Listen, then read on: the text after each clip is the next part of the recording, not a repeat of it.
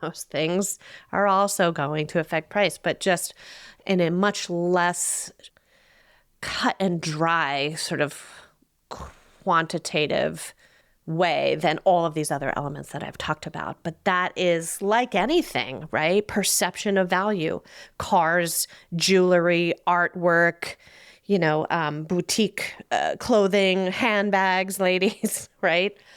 With all of these things, there is the measurable cost of producing that item, and then there is the perception, excitement, scarcity, which really comes down to marketing.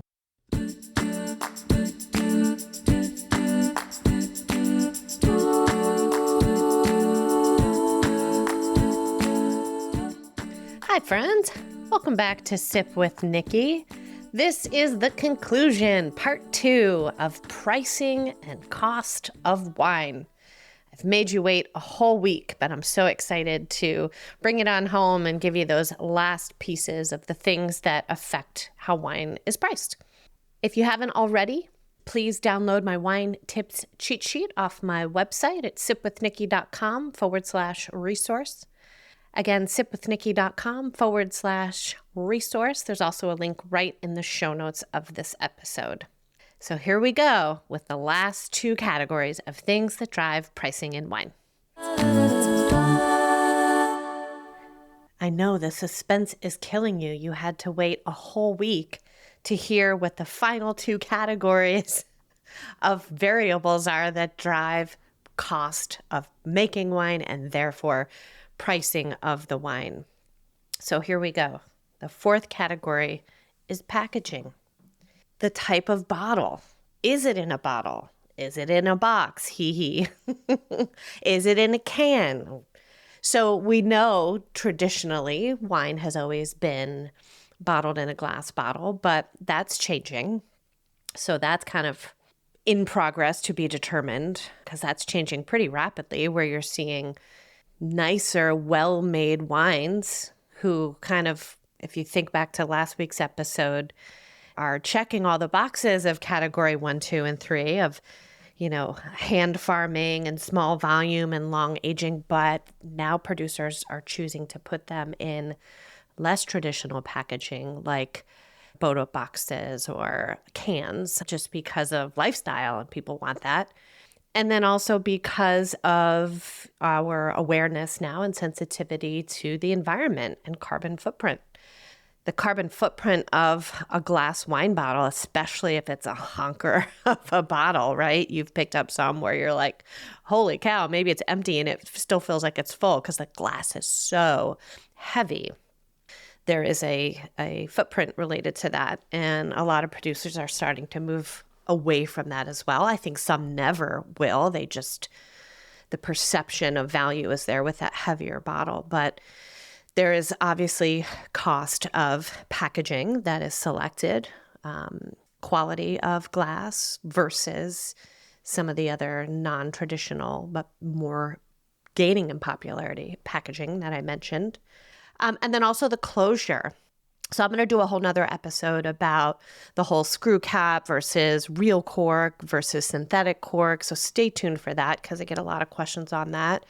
But obviously there are some real and true differences in supply, demand, accessibility, and just cost of those closures. So that will make a difference as well. And then the labels, labels can be really high quality and textured and gloss and, multiple colors. And there's a cost to that. And that's pretty obvious. Most people, understand that. But one thing I want to expand upon when we talk about the labels and labeling of the wine. And again, I alluded to some of this in the recent episode I did about shopping for wine and sort of using clues on labels. So if you haven't listened to that one yet, that's episode number 8 about navigating the wine store. Go back to that because what I'm about to say here will make more sense if you have that piece of it. But labeling of wine, the general rule is the more specific you can label a wine, meaning where the grapes were grown. California, that's not very specific. Napa Valley, okay, that's more specific. Stag's Leap, which is an AVA, American Viticulture Area, or appellation within the Napa Valley, much more specific. The more specific a wine can be labeled, which is directly coming from where those grapes were physically grown, generally that bottle can fetch a higher price. Why?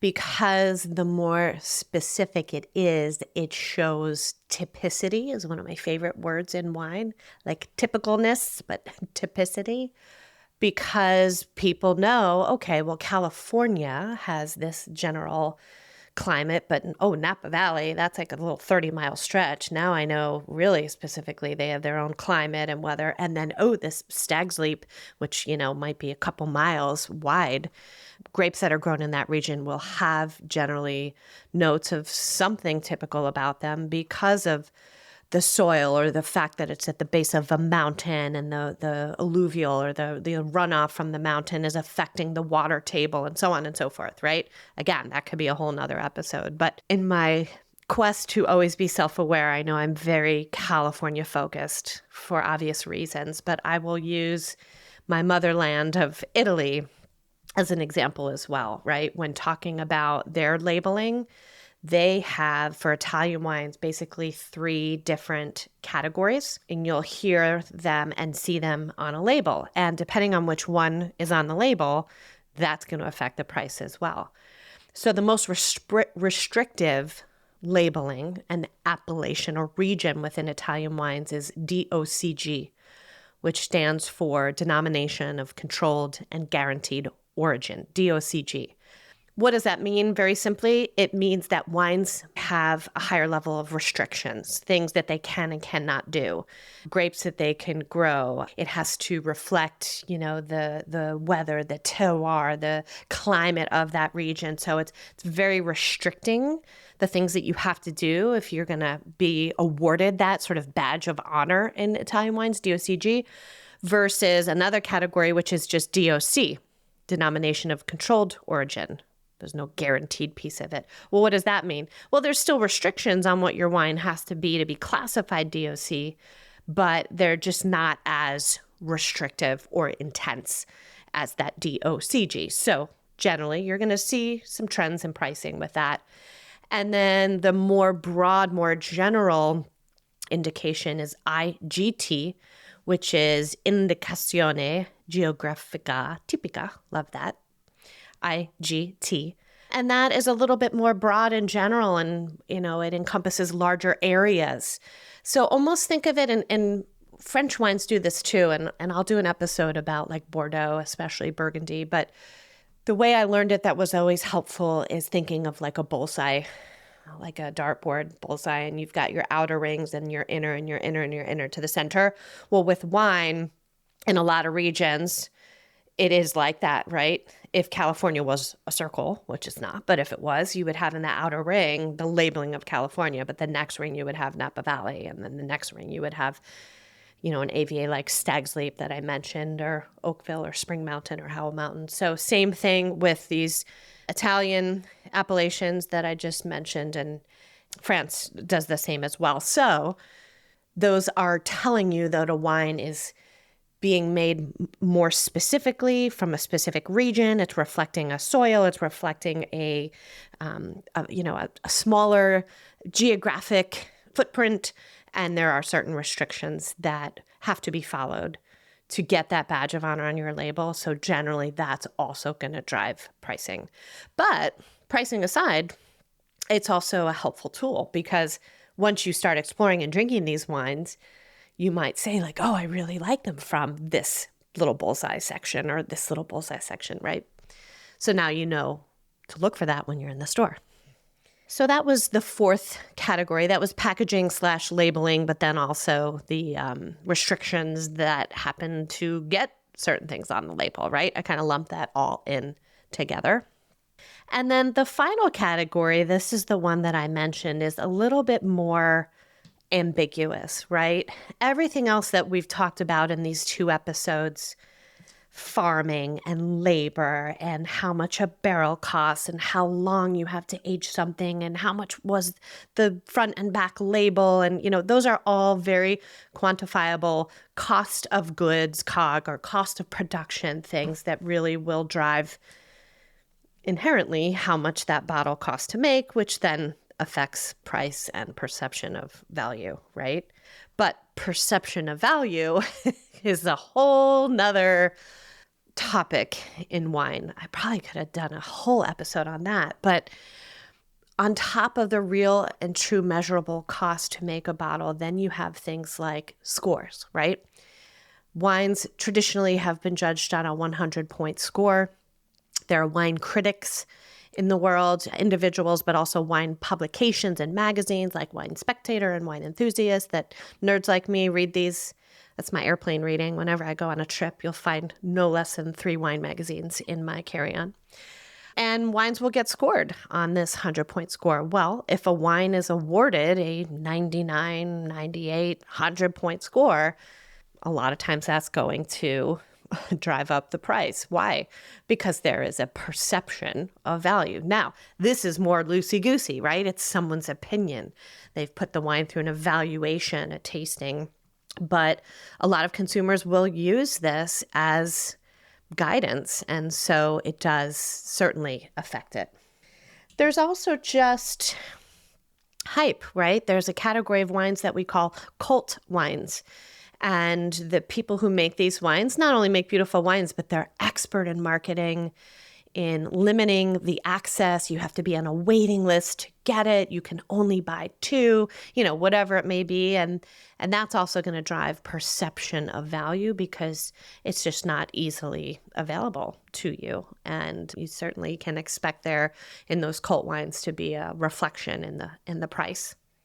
And then finally, just reputation. This is a big one, and this is really global. This is not just a California or a U.S. thing, but certain estates, certain land, certain winemakers, the people, right, the wizards behind the curtain, the winemakers, will be recognized for certain wines that they make, and then that reputation travels with them. So, if they are making wine at a new place, that reputation often can travel with them. And because they received scores and accolades and have made a cult wine or 2, those things are also going to affect price, but just in a much less cut and dry sort of quantitative way than all of these other elements that I've talked about. But that is like anything, right? Perception of value, cars, jewelry, artwork, boutique clothing, handbags, ladies, right?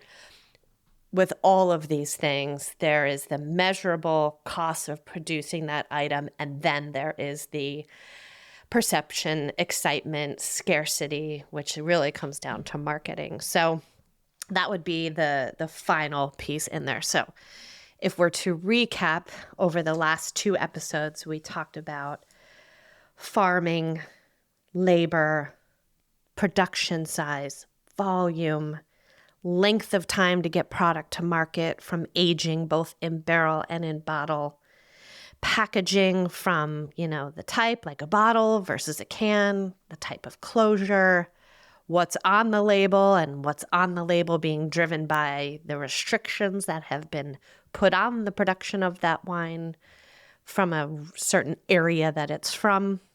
And then finally, the ambiguous category, perception, reputation, buzz, all of that. So hopefully this was helpful. I mean, in the end, here's the guiding principle, right? Drink what you like and like what you drink. But it is helpful to be armed with some of these things to understand the why, because it can be really off-putting and like a turnoff when you're like, gosh, why is that wine $60, $80, $100, $200? Like the nerve of those people. Well, there's some of that too, but there is a difference. And so it's good for you to know. The next step is for you to be able to tell the difference if you can, and then that helps to be able to justify the spending. Again, I'll say it one more time. Drink what you like what you drink, enjoy it, But hopefully this helped to put some of the why and pull back some of the smoke and mirrors around pricing in wine. So there you have it. In my opinion, those are the 5 main categories of things that lead to wine being priced the way that it is. Clear as mud, right? Clear as a cloudy Chardonnay, right? Thanks so much for listening. Please continue to like the podcast, share it with people who you think might benefit from it or just get a kick out of listening. Leave us a review. And a rating in Apple Podcasts would be super helpful so we can continue doing what we're doing. You can also support the podcast and say thank you by buying me a glass of wine or buying our producer, Catherine, a bourbon. And that can be done right through the Support the Podcast link in the show notes. Thanks for listening. Sip well.